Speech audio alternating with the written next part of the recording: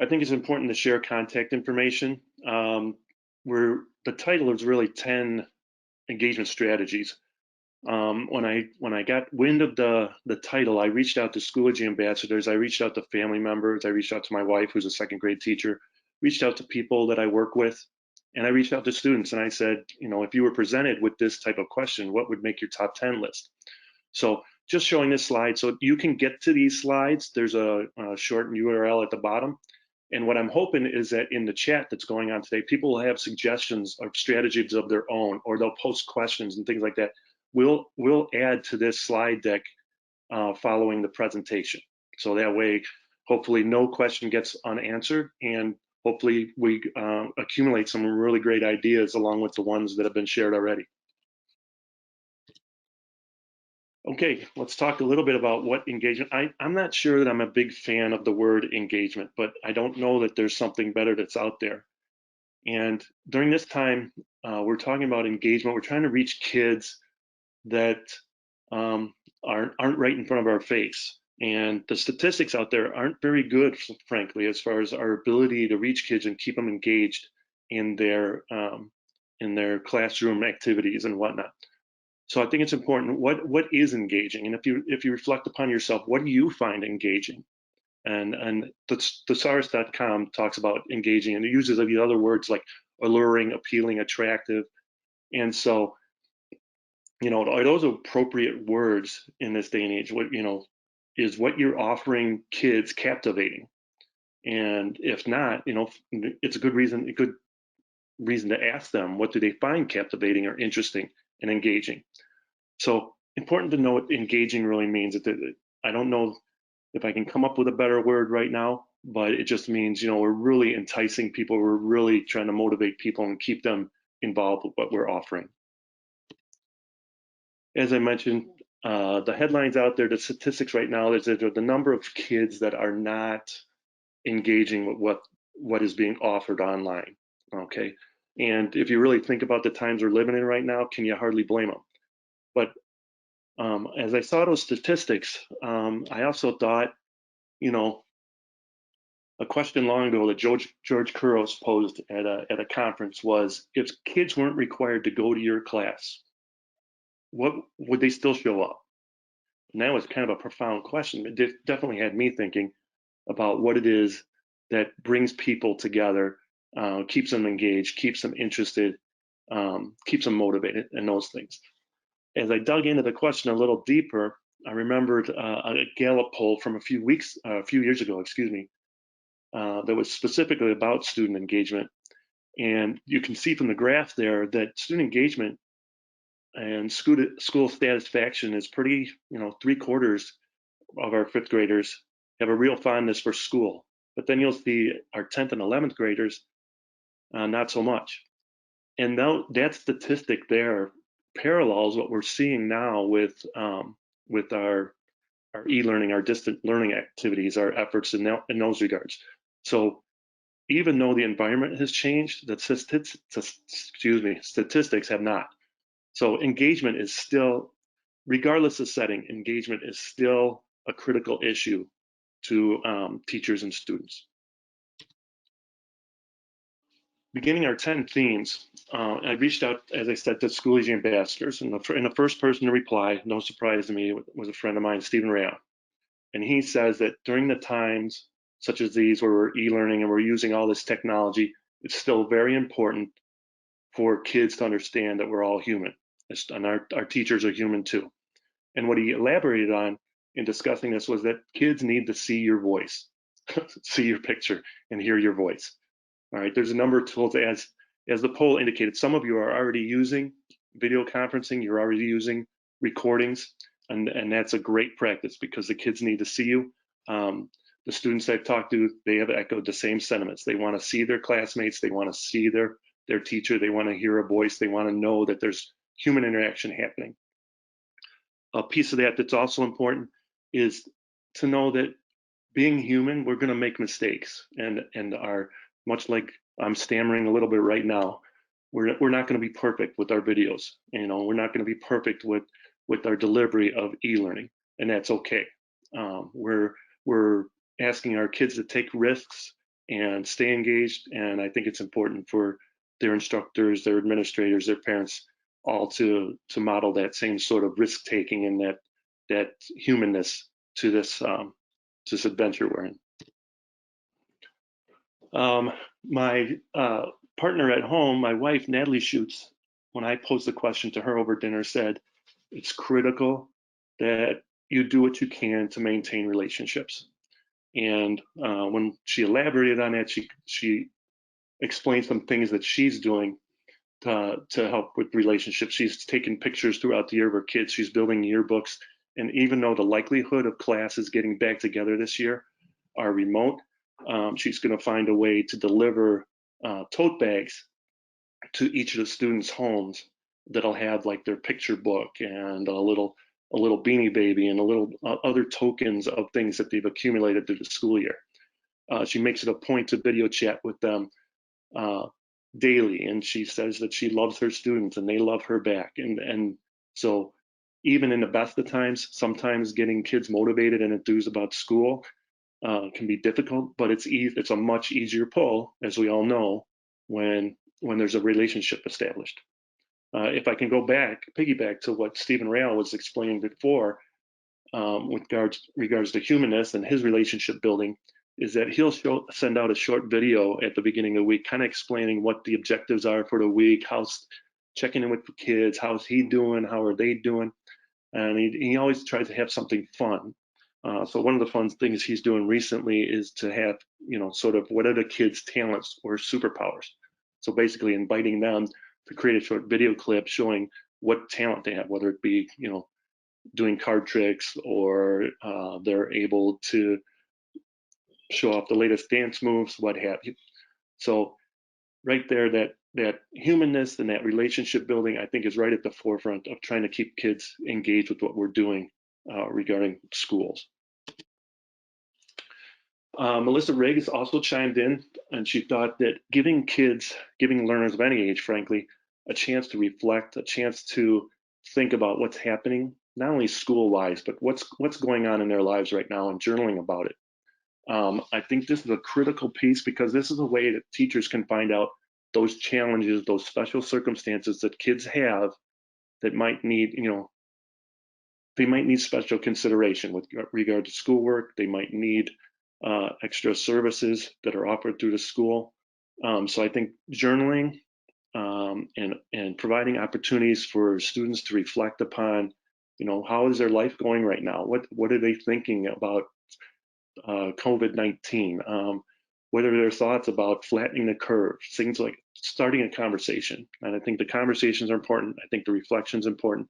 And I think other than having, the mandated curriculum and the books and whatnot, I think giving kids a chance to express themselves during these times, after all, they are living part of history right now. I think that's a critical piece in all this. Danny Patterson, also a Schoology ambassador, chimed in. Her term was voice and choice. And those of you that know her or have seen her present or talk, know that she's a champion of empowering kids and giving them choices. Caitlin Tucker is a great follow on Twitter right now. She's sharing things like choice boards, and she's sharing ways in which you can set up stations remotely so the kids have a variety of things to do. They can gravitate towards activities where their strengths are or where their comfort level is. They can demonstrate their knowledge in a number of ways. As far as the voice part, we kind of touched base on that with the reflective piece from the last slide. That giving kids a chance to express themselves, to tell their stories. What are they experiencing right now? What ways are they getting involved in helping their communities? What ways are they? What do they think about social distancing? So giving kids a chance to express themselves and empowering them in this time is a key piece to keeping them engaged. There's a number of colleagues that I work with presently. We're called the e-learning task force, and it's about 7 or 8 of us that are teachers that have a pretty deep experience with e-learning and blended learning. And we were called together in the middle of March to kind of help facilitate the onboarding of distance learning and e-learning for our district, and in particular for our school. So a couple of things came when I posed them with this question. The first one was to keep things simple, that we don't really know the extent of what families and kids are dealing with at home right now. All right, so not to heap too much on them, not too much change. And granted, there's tremendous change going on. Let's not pile on to that. But one of the other things they said was that to help kids craft the beautiful questions. What are they curious about during this time? What are they apprehensive about? What do they want to ask about? And then kick those questions around so that the classmates can chime in on one another with suggestions, ideas, strategies, things that they're dealing with. But important for kids to have an avenue to get their questions out.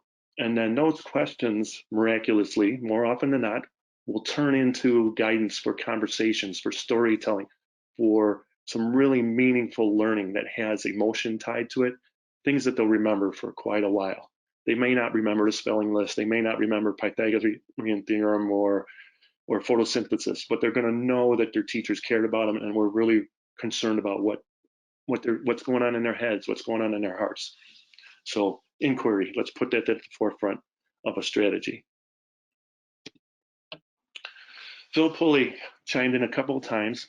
He was on this chat last week, I believe, and he mentioned feedback, and he discussed having badges and a way to visually let kids know that he appreciates their staying engaged with their schoolwork and with the classroom activities during the pandemic. Another thing I like is Phil's always very conscious to make sure that kids are getting specific feedback and pointed feedback, things that are targeted towards individual goals and progress towards those goals. He give them not only the marks that you would typically give in a grade book or whatever, but he's also given commentary, either a video or voice, and he's given specific feedback to kids to help them grow, to help them improve in whatever it is they want to improve upon. So, he's a person I really appreciate that puts an extra effort into making sure that kids get consistent and ongoing feedback to their school and classroom activities. If they're gonna, put themselves out and do the work for you, then I think they deserve to get the extra feedback attention.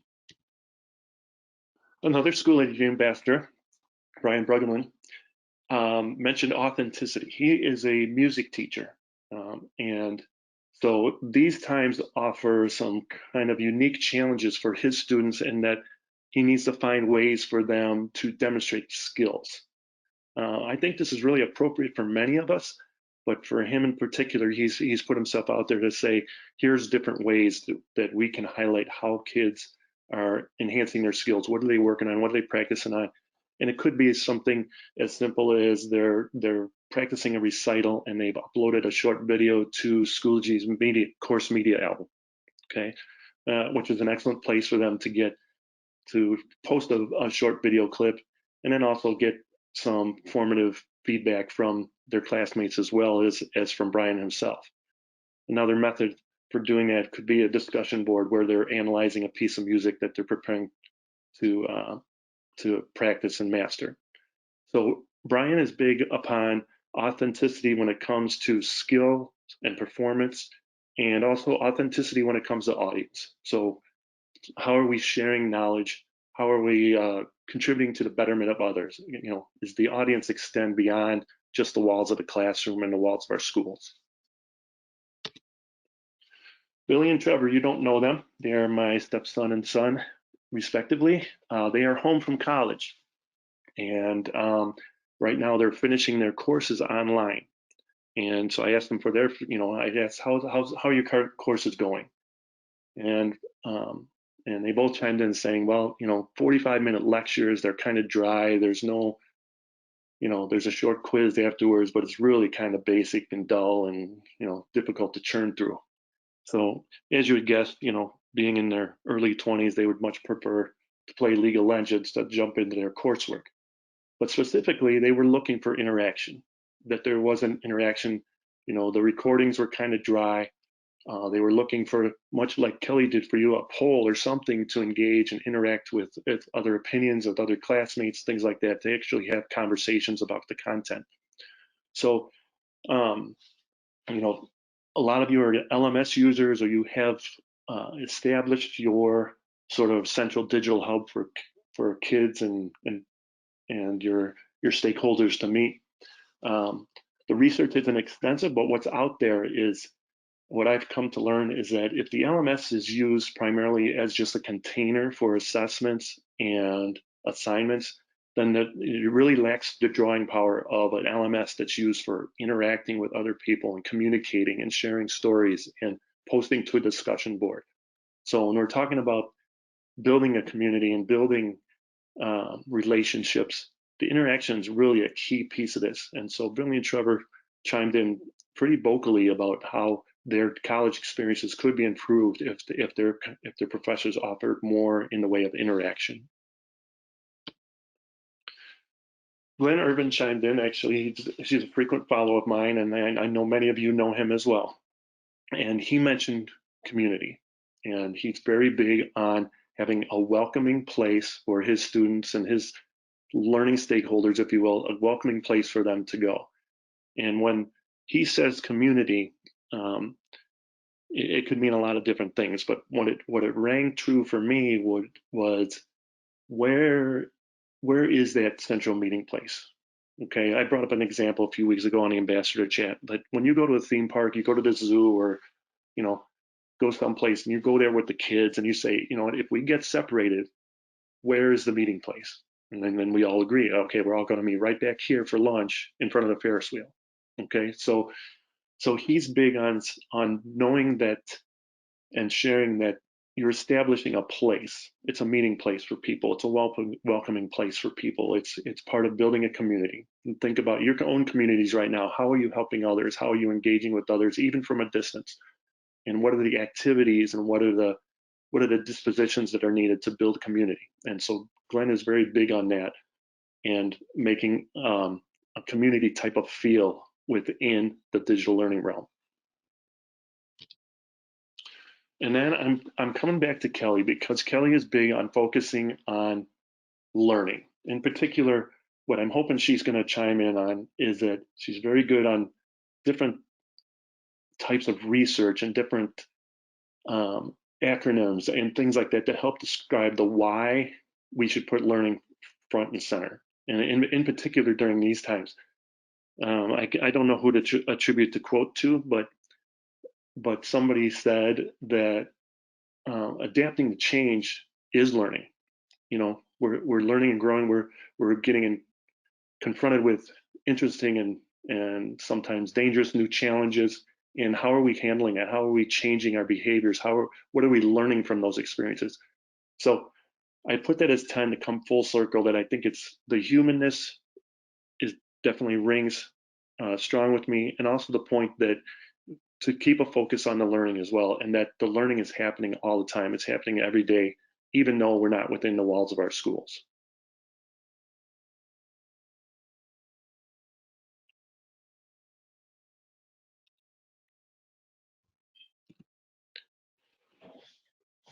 So is that back to me, Bob?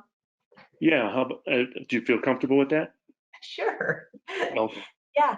Well, the interesting thing is, I think one of the challenges that we're having is we're facing so many changes in so many levels right now. I was thinking about this. People have often attributed change to loss, that there's like a grieving process. So when you think about the amount of things that we've had to change, our routines, our social lives, we have people losing their lives. Like we're facing such incredible losses at one time. And I think that, when we think about that in terms of people now having to change how learning is happening, fundamentally, I think what is so important about what Bob shared today is probably the most important thing we can think about right now is how to connect with each other and to bring those experiences into a place where kids feel, basically safe in what's happening. And that's really challenging right now. And so I've been torn because I think there's a pressure to keep content going and keep learning going. And I think that that's so hard when we're facing all these other things. So, one thing Phil Pulley said last week was, really keep things simple. So when you do want to do something in terms of learning, especially now when we have students that didn't sign up for this, students that sign up for online courses have a certain preparation level to do that. So we have to ease everyone in. And I've heard a lot of, grace and understanding, which, I appreciate, hearing from people. But I think that when we think about, learning is change, as we ease in and we do things in small chunks, or we help kids connect with each other and do authentic things and have a way to communicate, we'll be able to get to the content learning part that we want. I just don't know how much we can expect right now to be happening. I don't think we're going to be able to replicate what we would have done the last 2 weeks in class digitally. I don't know, Bob, what are your thoughts on that? No, I agree, and it's a common theme with our leadership meetings and our meetings with my colleagues is that, replicating school isn't realistic, right? But Yeah. Staying connected, letting your kids know that you care about them, that you have an avenue for them to communicate. Definitely, what you said rings true. It echoes what we've been discussing here in Illinois. Can I ask you a question, Kelly? Yeah. Yeah. What are you learning these days? Okay.